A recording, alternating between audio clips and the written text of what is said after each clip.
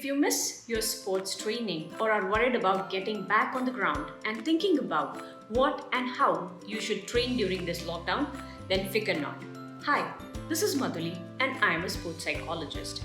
To answer your questions, fears, worries, excitement, we have started this weekly series, Mind Games. Here, you will not just get answers and solutions to your questions, but you will also train your mind and be mentally tough and work on it to achieve peak performance.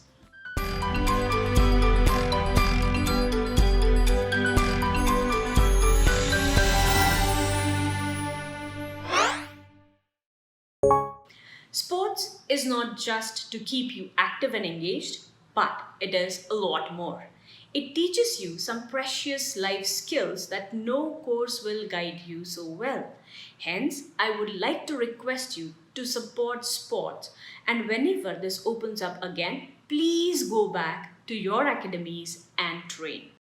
So, in this video, let us see the 5 most precious life skills that you will learn by participating in sport.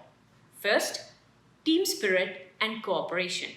It doesn't matter if you play an individual or a team sport.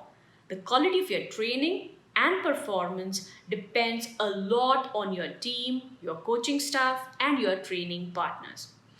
Even if you are the Rohit Sharma and Hardik Pandyas of your team, you alone cannot score a single run. You need a partner to run for you. And similarly, you also have to run for your partner. While doing this, you automatically learn about working in a team and contributing to each other's success. 2. Respect and not fear your competition. If you have to win a match, you have to outperform your opponent. So, your competitor is only an instrument that helps you in showing your extraordinary skills. So, if your opponent is better, you need to be the best.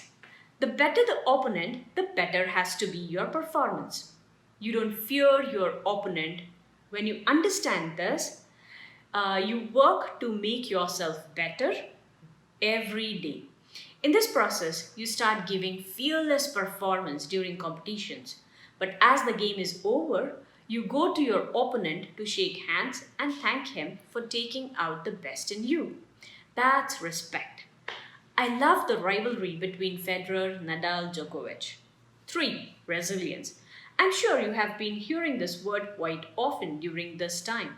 But let me tell you, if you are a sports person, then you have learned this skill, knowingly or unknowingly. Resilience is your ability to bounce back after a setback, failure, or mistake. You have to let go, move on, work on yourself, and work harder to achieve your goal. Every point you lose in a competition, you show resilience to come back in the game. You let go of the last point and move on to focus on the next one. If you have learned resilience from your game, you will live through any situation. One fantastic resilience example in the recent past is the Indian cricket team's performance at the Gabba in Brisbane, Australia under Ajinkya Rahane. What a performance it was! 4. Facing challenges with courage. When you face any challenge, you should first understand when to respond and when not. So it's like there are things that are not in your control, like your opponent's ranking and potential umpire's decision. Still, if you keep thinking about this, you cannot play. You will become anxious, scared. But if you stop responding to that and start focusing on what is within your control, which is how you are going to play, you will find the courage to play. Adversity causes some men to break and others to break records. Look at our athletes training for the Olympics. They are not thinking about this pandemic, but they are focusing on their training to break records. Last but not the least, 5. Self-belief. When you go through pressure situations day in and day out, you learn the skills and strategies to handle them. When you start applying this to your game, you automatically learn to use that in your life too. You start trusting and believing in yourself, and you become more confident in whatever you do.